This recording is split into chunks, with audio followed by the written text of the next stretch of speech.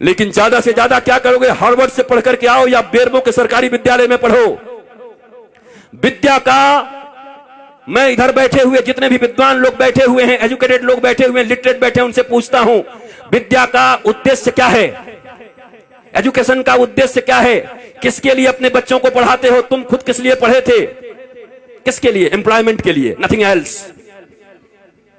रोटी कपड़ा और मकान, एक दुकान, दो दुकान, 5 दुकान, 7 दुकान, उसके बाद सीधा स्मशान। यही है तुम्हारी जिंदगी। रोटी कपड़ा और मकान, 70 साल की जिंदगी में 1 से 5 दुकान किए और फिर 4 कंधों पर स्मशान चले गए। इसी के लिए पृथ्वी पर आए थे। सारी जिंदगी टेंशन, सारा जिंदगी दुख, सारा जिंदगी डिप्रेशन, सारा जिंदगी हाय हाय, सारी जिंदगी कर्ज, सारे जिंदगी रिश्तेदारों को मनाते रहे, एक दूसरे से नीचा देखने और दिखाने का काम चलता रहा और उसके बाद एक दिन तुम्हारी मृत्यु आ गई। हमने सुना था कि मनुष्य का जीवन सबसे सार्थक होता है। दुर्लभो मानुषो देहि देहि नाम क्षणभंगुरः तत्रापि दुर्लभम मन्ये वैकुंठ प्रिय दर्शनम। ये दुनिया में सबसे ज्यादा का, सबसे अधिक, सबसे ज्यादा प्रभावशाली मानवीय जीवन है। क्या ये जीवन है? क्या इस जीवन के लिए मनुष्य को श्रेष्ठ बोला गया? ये कौन सी श्रेष्ठता है तुम्हारी? तुम चैन से सो नहीं सकते, तुम चैन से बैठ नहीं सकते, तुम पड़ोसियों का उत्थान नहीं देख सकते, तुम दुख को हैंडल नहीं कर सकते। राम जी के जैसा सत्ता चला जाए, उसके बाद भी जब माता कौशल्या पूछती हैं, राम तुमने सब काम कर लिया ना, सारी पूजाएं कर ली ना, कल मेरे बेटे का राज्याभिषेक होने वाला है, कल तो युवराज बनेगा। तो धीरे से राम जी कहते हैं, माँ मेरे पिताजी इतने छोटे थोड़ी हैं। बोला क्या हुआ? मेरे पिताजी ने निर्णय किया है कि छोटे से राज्य अयोध्या का मुझे युवराज नहीं बनाएंगे। पिता दीन मोहि कानन राजू, उन्होंने मुझे बन का राजा बना दिया है, मुझे बन का विराट राजा बना दिया है। ये राम है। रातों रात सत्ता छिन गई पर अपने पिता को कह रहे हैं, मेरे पिता ने मुझे बन का राजा बना दिया। मां अयोध्या छोटी है, मैं बड़ा हूं ना। तो कहा तू इतना छोटा राज्य संभालेगा? तू बन का राज संभाल। जा, लाखों ऋषि महर्षि तेरा इंतजार कर रहे हैं। कई सबरी तुम्हारे लिए बैठी हैं, कई सुतीक्षण बैठे हैं, कई सरभंग बैठे हैं, कई जटायु तुम्हारे लिए बैठे हैं, कहीं सुग्रीव बैठा है बाली से लात खाए। जाओ सबका उद्धार करो। और इसलिए राम को वनवास दे दिया। पर तुम्हारे जीवन में ऐसी स्थिति आ जाए तो तुम्हारे बच्चे आत्महत्या कर लेते। नंबर कम आ जाए, अगर पिताजी ने कह दिया, माताजी ने, अगर तेरा 80% से कम आया, शर्मा जी के बेटा से अगर तेरा नंबर कम आया तो मैं जहर खा लूंगी। बच्चा देखता है नंबर तो आया 60%, घर आते आते सोचता है आखिर माता पिता ने कहा है हम जहर खा जाएंगे, वो क्यों मरेंगे, हम ही खा जाते हैं। इतना प्रेशर क्यों पढ़ने का? क्या पढ़ा रहे हो? मशीन बना रहे हो बच्चों को? गधों की तरह बोझ टांग दिया है यहां पर। क्या करोगे? 2 रोटियां ही तो कमाओगे ना, 2 कपड़े ही तो पहनोगे ना, इतने ही ना, किससे कुछ ज्यादा?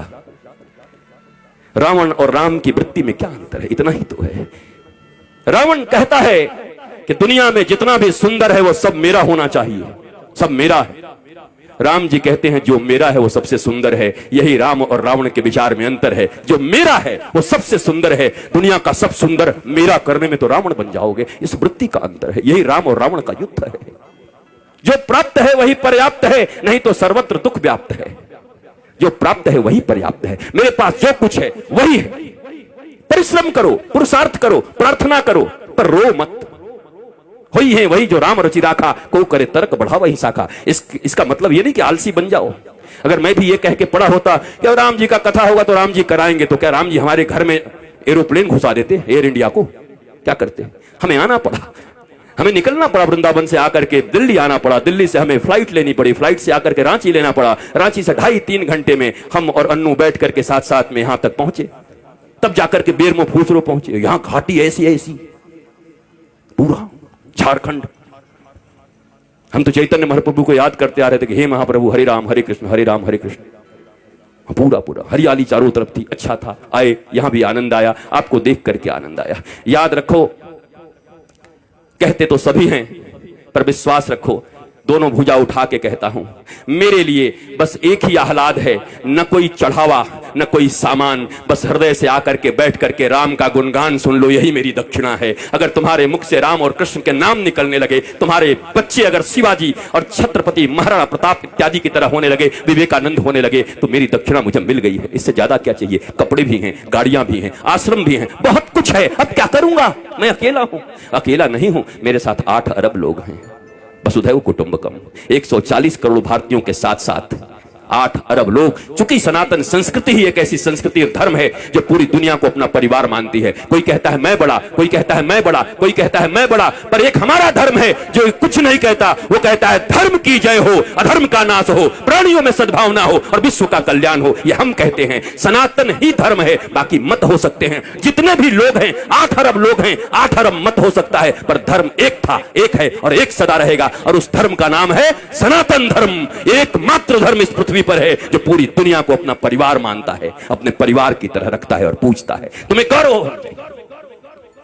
मुझे याद है आज के 10-12 साल पहले जब योगी आदित्यनाथ जी महंत जी सांसद थे, हमारा मिलन हुआ गोरखपुर में, गोरखनाथ पीठ में। एक भागवत की कथा थी, वहां मैं भी था, आप भी थे, एक साथ बैठे हुए थे। हमारी चर्चा होने लगी। उन्होंने कहा क्या क्या लोग हमें सांप्रदायिक सांप्रदायिक कहने लगते हैं। हम कि महाराज जी अब हमें ग्रंथ खोलना चाहिए। ग्रंथ खोल करके संप्रदाय का परिभाषा क्या है, संप्रदाय किसको कहते हैं। सम्यक प्रकार से हमारे पूर्वजों ने जो हमको प्रदान किया है, जो विचारधारा, जो अपनी विचारधारा, पवित्र विचारधारा हमारे पूर्वजों ने हमें प्रदान किया है, उसको कहते हैं सम्यक प्रकार से विचारों को प्रदान करने की प्रक्रिया को संप्रदाय कहते हैं। और अगर इसे संप्रदाय कहते हैं तो महाराज आज के बाद आप कह दीजिएगा टीवी चैनलों पर कि गर्व से कहो हम सांप्रदायिक हैं, हमारे पूर्वजों ने हमको जो विचार दिया है उसको लेकर के हम इस दुनिया में चल रहे हैं। लज्जा क्यों करते हो, शर्म क्यों करते हो। ये अनपढ़ लोग, ये गंवार लोग जिन्होंने मैकोले की शिक्षा विद्या पढ़ा करके तुम्हें पीछे की ओर ढकेल दिया, तुम सच्ची बात भी कहते हो तो कहने के लायक नहीं रह जाते हो। सांप्रदायिक कोई खराब शब्द नहीं है, संप्रदाय शब्द भारत का सबसे प्यारा शब्द है, सनातन संस्कृति का सबसे प्यारा शब्द है। पर तुमको संप्रदाय के लिए क्या पढ़ा दिया गया, तुष्टीकरण और संप्रदाय पढ़ा दिया गया तुमको। यहां तुष्टीकरण नहीं, यहां 140 करोड़ लोगों के संतुष्टीकरण की बात होती है। यहां 8 अरब विश्व के लोगों की संतुष्टीकरण की बात होती है। यह है सनातन धर्म। तुम्हें गौरव होना चाहिए अपने धर्म के ऊपर, पर तुम बैकडोर में रहते हो, पीछे रहते हो, क्योंकि तुम्हारे पास ज्ञान नहीं है, क्योंकि तुमने हिंदी नहीं पढ़ी, तुम इंग्लिश पढ़ रहे हो। ना हिंदी ना इंग्लिश, ये मिली जुली। मुझे ताज्जुब तब लगता है जब ये भोजपुरी सिनेमा के एक्टर भी जब टीवी पर आते हैं तो एंड आई इफ यू, अरे भोजपुरी में पिक्चर बनाए, भोजपुरी में बोल। ये हिंदी एक्टर जब आते हैं सिनेमा बनाएंगे, हिंदी बनेंगे, कूली बनेंगे, गांव के आदमी, पर जब आएंगे तो एंड आई एंड दिया एंड मेरी जान आँखें, अरे हिंदी बोल भाई। तुमको इन हिंदी वालों ने सुपरस्टार बनाया है, टेटे टेटे इंग्लिश बोलता है बैठ के। पर हमारे देश में अंग्रेजी बोलना मतलब एजुकेटेड होना, ज्ञानी होना। ये भारतीयों इस गुलामी से कब निकलोगी। इस दुनिया में सबसे रीच लैंग्वेज है तो संस्कृत है, और सबसे पुअर लैंग्वेज है तो इंग्लिश है। संस्कृत के पास 1,74,00,000 से ज्यादा वर्ड्स हैं। करोड़ कह दिया, अरब। इंग्लिश के पास कितने हैं, बेचारा हर साल 2-4-10 बढ़ाते रहता है। हमारी कितनी बढ़िया संस्कृति है, मौसी, चाची, मामी, वहां सब आंटी, पता ही नहीं कौन क्या। Brother and brother in law, बताओ, sister and sister in law, वो लॉ के अनुसार सिस्टर है और ये कैसी सिस्टर है, ये क्या है। This is language. बोलने दो जो बोलते हैं, तुम भी सीख के रखो, पर गौरव तो अपनी संस्कृत पर करो। संस्कृत में गाली भी दोगे ना तो बड़ा आनंद आएगा। किसी को कह दो ना, आप तो ग्राम सिंह हैं, खुश हो जाए। ग्राम सिंह, ग्राम सिंह का अर्थ कुत्ता होता है, कुकुर। किसी को कह दो आई आई आप तो ग्राम सिंह है, वो भी कहेगा। बाद में कोई कहे हमको ग्राम सिंह कहा, महाराज संस्कृत में कुकुर होता है। आए कुकुर बोल गया। हमारी गाली भी इतनी प्यारी है हमारी भाषा में, पर हमें मालूम ही नहीं, हम जानते हैं। बदलो अपने संस्कारों को, नहीं तो ये कथाएं तुम्हें और बेहोश कर देंगी कुछ दिन के बाद। और इस बेहोशी में सोमनाथ के मंदिर इतनी बार टूटे। तुम्हें याद है सोमनाथ का मंदिर जब टूट रहा था तो हजारों हजार लोग मारे गए थे। सब विद्वान थे, वेदज्ञ थे, श्रुतज्ञ थे, बड़े बड़े विप्र थे, बहुत मंत्र पढ़ते थे। मंदिर भी टूट गई, वो भी मार दिए गए। कैसे हो गया ये।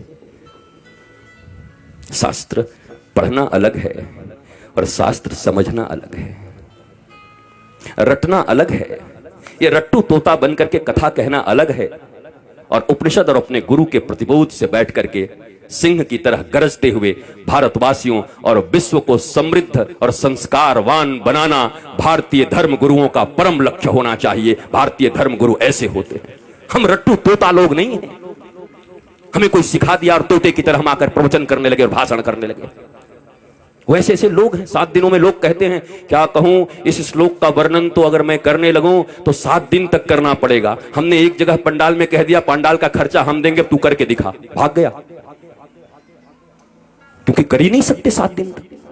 पर ये रट लिया है, सिखाया जाता है कैसे बोलिएगा कि अभी समयाभाव के कारण इस श्लोक की चर्चा तो मैं 15 दिन तक कर सकता हूं, लेकिन आइए समयाभाव के कारण आगे बढ़ते हैं। मैंने कहा पंडाल का खर्चा, माइक का खर्चा और आपका भी खर्चा मैं दे रहा हूं, आपको इसी श्लोक पर बोलना है। मैंने सुना, दूसरे दिन सुबह निकल गए कि कहां से इसका विवेचना करूं, कैसे करूं। ये कोई व्यवसाय नहीं है, कोई व्यापार नहीं है। प्यार को व्यापार मत बनाओ। धर्म प्यार है, धर्म प्रीति है। धर्म से डरते नहीं हैं, धर्म प्रेम वर्धित करता है। भक्ति और विभक्ति 2 चीजें होती हैं। भक्त बनने आए हो, विभक्त का अर्थ होता है अलग होना भगवान से, और भक्त का अर्थ होता है जुड़ जाना। इस बाजारवाद की दुनिया में हर जगह बस सामान की तरह हम बिक रहे हैं। रोज तुम्हें लुभाया जा रहा है, पूरा बाजार चुंबक हो गया है, तुम सड़े हुए लोहे हो गए हो। सब कुछ उसी में छीना जा रहा है। कमाल हो गया। बरसों से हमारी रक्षाबंधन की कितनी सुंदर परंपरा चली आ रही है, और उस परंपरा में आज क्या होता है, फलाना डायमंड दो, इस रक्षाबंधन पर अपनी बहन को उपहार दो। बताओ वो भाई क्या करेगा जो खेतों में काम करता है।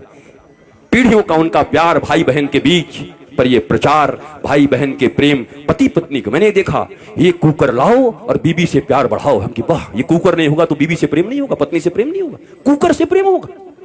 कुकर और पत्नी का क्या संबंध है? डायमंड और भाई बहन का क्या संबंध है? हर चीज को पैसे से जोड़ दिया। बात बनाना भैया, सबसे बड़ा रुपया। कहीं रिश्ते नहीं रह गए, गांव नहीं रह गए। और इस कोरोना में उन शहरों में जो कबूतर की तरह लेकर के फ्लैट रहते थे, टुकुड़कू, उनको पहली बार पता चला कि गांव और गांव की गलियों और गांव के वृक्षों का क्या महत्व है। तरस गए वो ऑक्सीजन के लिए, पर गांव में लोग ऐसे सीना करके घूमते रहे। भारत गांवों का देश था। यहां ऑक्सीजन फ्री, यहां जल फ्री, और सबके सब पहले हम ऐसे भारतवासी लोग हैं। पहले इतना यूरिया डाल दिया, खेती करने लगे, पंजाब में खेती होने लगी, पंजाब में इतना अन्न उपज, हरित क्रांति आ गई। ऐसी हरित क्रांति आ गई कि पंजाब से एक ट्रेन चलने लगी, कैंसर स्पेशल ट्रेन। क्या करोगे ऐसी हरित क्रांति का, जब अपने ही बच्चों को कैंसर का पेशेंट बनाते रहे। इतनी भूख और इतनी लालच किस बात की है? तो ये भारतवासियों को हो क्या गया है? जो भारत विश्व गुरु था, जिस भारत की माताएं प्रहलाद, अलर्क जैसे पुत्रों को जन्म देती थी, ये हो क्या गया है? ये कहां से बुद्धि बिगड़ गई हमारी? ये कहां से आपके बच्चों में आप कंपटीशन भर रहे हैं, सिर्फ प्रतियोगिता भर रहे हैं। इतना छोटा बच्चा होता है, उसको प्रतियोगिता से तुम्हें इतना नंबर लाना पड़ेगा, उससे ज्यादा नंबर लाना पड़ेगा। क्या क्या बना रहे हो उसको? कोई कहता है डॉक्टर बनो, कोई कहता है इंजीनियर बनो, कोई कहता है ये बनो, कोई कहता है व्यवसायी बनो। कोई नहीं कहता बेटा तो कुछ बन न बन, पर श्रवण कुमार की तरह ऐसा बनना कि बूढ़े माता पिता को अगर तीर्थ करने का मन हो तो कंधे पर बिठा के ले चलना। इंसान बन जा, आदमी बन जा, सच्चा बेटा बन जा। वो कोई नहीं बना रहा। उसके बाद रो रहे हैं, उसके बाद निंदा कर रहे हैं गांव में घूम घूम के, हमारा बेटा हमारी बात नहीं सुनता, बहू बात नहीं सुनती, बेटी बात नहीं सुनती। आपने शिक्षा क्या दिया था?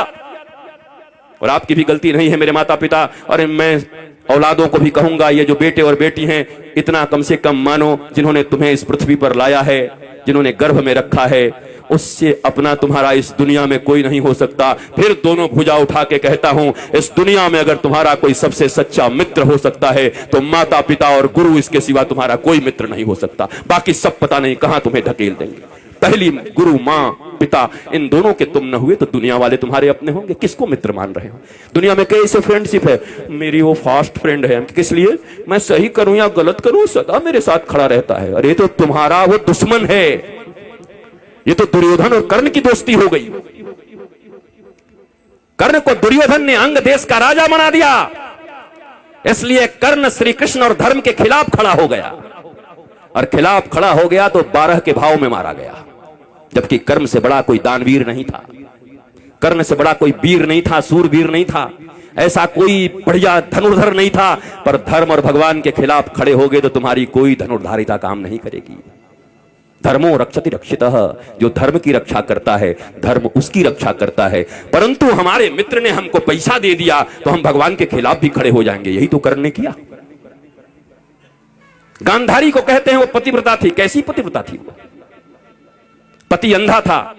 पतिव्रता का अर्थ होता है अंधे पति को अपनी दोनों आंखों से वो दिखाती, हर चीज बताती, पति की आंख बन जाती, तब पतिव्रता कहता। पति तो पहले से अंधा था, वो भी पट्टी बांध करके दुर्योधन अन्याय पे अन्याय करता रहा, पर धृतराष्ट्र की तरह गांधारी भी आंख बंद करके बैठी थी। वो कैसी पतिव्रता हो सकती हैं? और अगर पतिव्रता थी तो अपने 99 पुत्रों में से एक को क्यों नहीं बचा सकी? अगर इतनी ही पतिव्रता थी तो उनका आशीर्वाद उनके पुत्रों को क्यों नहीं मिला? क्यों मारे गए सबके सब?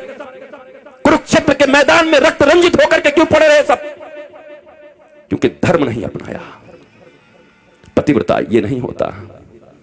अगर पिता नहीं समझ पा रहे हैं तो मां का यह कर्तव्य है कि अपने बच्चों को कुपथ से जाने से रोके। नहीं नहीं नहीं नहीं, इट्स नॉट गुड, मत जाओ इधर, ये ठीक नहीं है, तुम्हें धर्म पथ पर चलना है मेरे बेटे, तुम धर्म पथ पर चलो। पर हम सब बस एक ही चीज सिखा रहे हैं, बढ़िया कमाना